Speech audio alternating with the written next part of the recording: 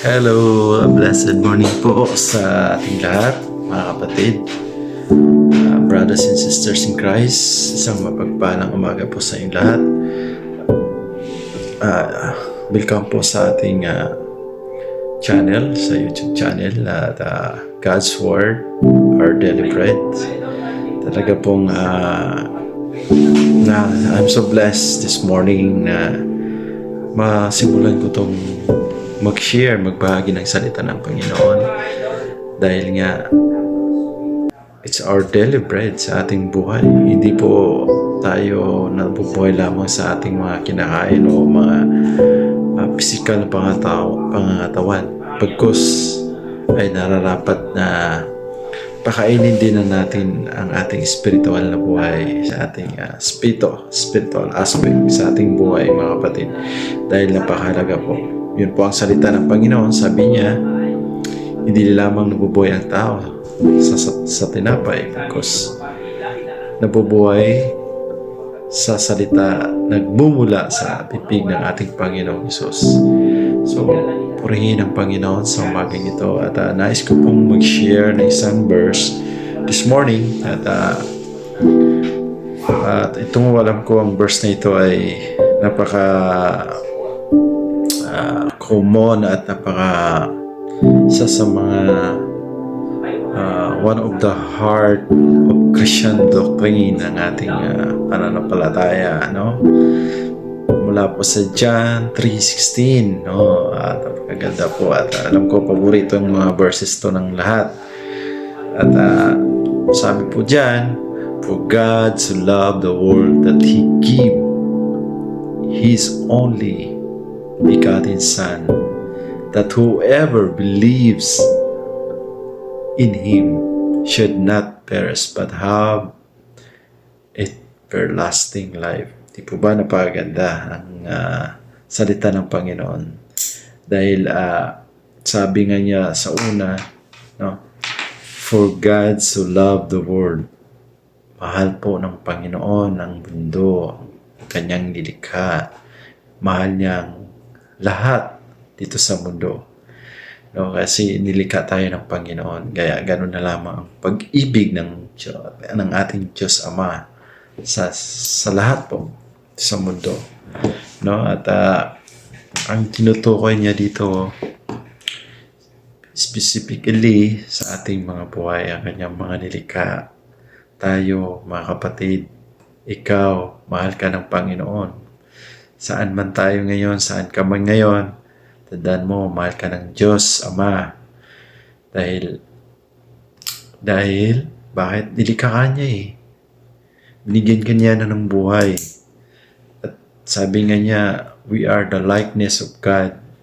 Kawangis niya tayo. Kaya, ganyan na lamang pag-ibig niya sa atin. No? At sabi niya, so love. Di yun yung ordinary love lang mahal kita. Yung sinasabi niya, so ibig sabihin, up to the extent yung pagmamahal niya. Talagang hindi mo siya ma-measure yung pag-ibig ng ating Diyos Ama. Then sabi niya that He gave His only begotten Son. So, binigay niya ang kakaisa niyang bugtong na anak upang tayo po ba kung meron tayong isang anak, ibigay mo, no? 'Di ba? Sigurado mahal mo yung anak mo 'di ba? So, binigay niya ang kakaisang bugtong na anak. Sino po ba yun? Tinutukoy dito. Hindi ang ating Panginoong Jesucristo. No? Naparito siya upang tayo ay iligtas sa ating mga kasalanan at magkaroon tayo ng buhay na walang hanggan upang tayo ay iligtas sa ating mga pagkakasala. Mga kapatid, kuya, ate, mahal ka ng Diyos. Kung ano man yung mga pinagdadaanan natin ngayon, ano man pinagdadaanan mo, tandaan mo, mahal ka ng Dahil No? Kawangis kanya, nilikha niya tayo. At ganun na lamang ang kanyang pag-ibig sa atin. Binigay niya si Jesus sa ating mga buhay. Pero, ang tanong dito, mayroon kasi siyang ano dito. May command siya. Sabi niya dito sa next, that whoever believe in Him, kung sino pong maniwala, believe in Him, kung sinong magtiwala sa ating Panginoong Jesucristo. No? Yun yung po ang command ng ating Diyos Ama. Binigyan niya tayo ng laya, binigyan niya tayo ng free will. Ngayon kapatid, tatanungin kita, naniniwala ka ba sa ating Panginoong Jesucristo? Kasi ang sabi po dito sa susunod na kanyang word, whoever believe in Him should not perish. Hindi ka mapapahamak, kapatid, kung magtitiwala ka sa ating Panginoong Jesucristo. Tandaan po natin, no? Kung tayo ay nagtitiwala sa ating Panginoong Jesucristo, hindi niya tayo papabayaan.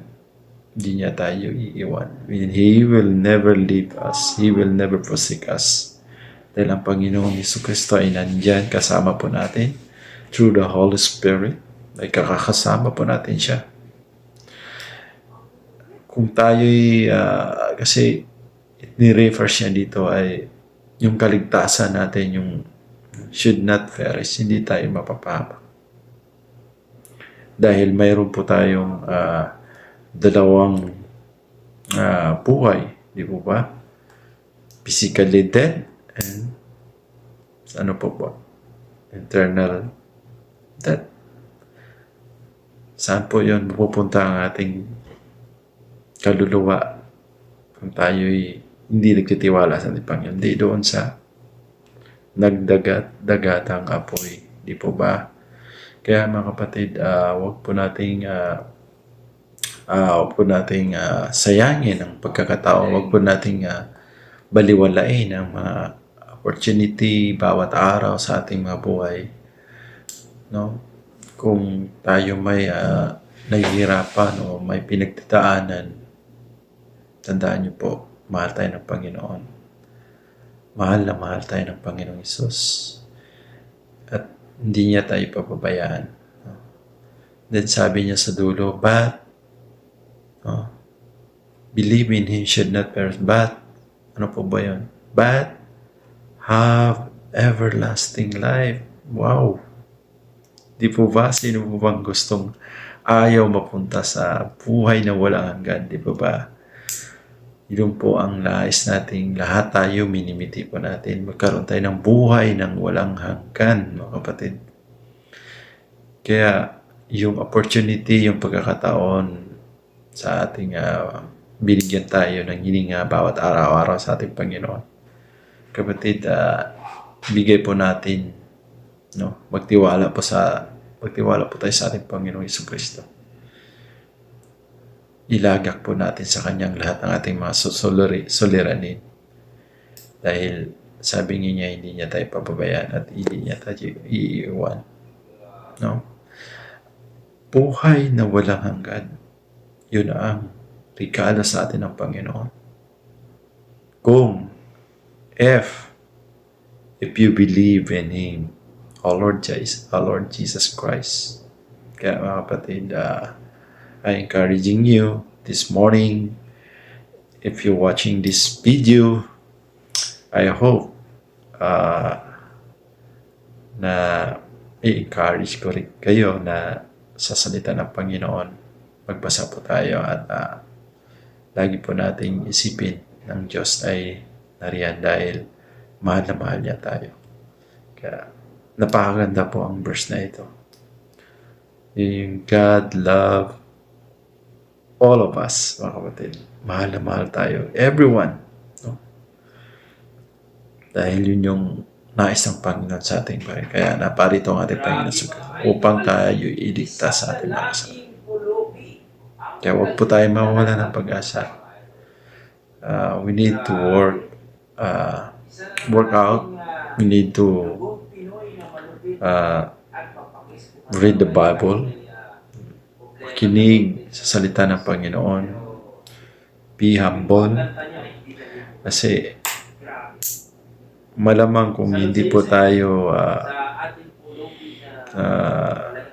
nakakapagbasa ng salita ng Panginoon dahil mayroon po tayong mga pride sa ating mga sarili. Inuuna po natin yung mga bagay-bagay na hindi para sa Panginoon. Kaya I'm encouraging you every day, seeking first the kingdom of God. Unahin po natin ang Panginoon. For things first, our Lord God Jesus Christ. Sa lahat po ng bagay sa ating mga desisyon sa buhay. Napakasarap po mabuhay. Lalo na't kasama ang Panginoon. Araw-araw, pagising mo. Kaya, I hope na at least na kung napanood nyo tong video nito, I'm encouraging nyo mga team. Basahin nyo po. And marami po tayong na ma-encourage pang iba. Salamat po. Hanggang dito na lang po. At maraming salamat po kapatid. At I pray for your safety. I pray for your blessings upon blessings. Ano man po ang iyong pinagdaanan ngayon. Sama po tayo. Tanda po natin ang Panginoon ay kakasama natin through His Holy Spirit. Kasama po natin siya. And pray po tayo. Magdasal lang po tayo. So hanggang dito na lang po. God bless po sa lahat.